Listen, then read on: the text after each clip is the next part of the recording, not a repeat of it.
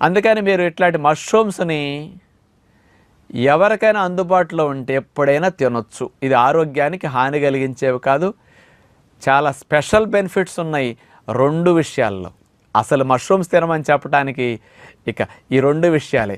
ఇక నేను కూడా తినటానికి మొదలు పెడదాం అనుకుంటున్నాను. దొరికితే వారానికి ఒకసారన్నా 10 రోజులకు ఒకసారన్నా మష్రూమ్స్ తినాలని ఆలోచన నాకు ఈ 2 లాభాలు విన్నాక కలిగిందనమాట. నేను తినటం కంటే ముందు మిమ్మల్ని తినమని చెప్పేద్దాం అనిపించేసింది ఈ 2 బెనిఫిట్స్ చూశాక. ఏమిటా 2 బెనిఫిట్స్? మనందరం ఎవరం బ్లడ్ టెస్ట్ చేయించుకున్న ఈ రోజుల్లో ప్రధానమైన లోపాలు 2. ఎక్కువగా లోపం అందరికి 80 to 90% విటమిన్ డి లోపము, విటమిన్ B12 లోపము. ఈ 2 లోపంతో చాలా సమస్యలు మనకు వస్తున్నాయి. రక్తహీనత కానీ, ఎముకలు గొల్లపారిపోవటం కానీ, బాడీలో పెయిన్స్ కానీ,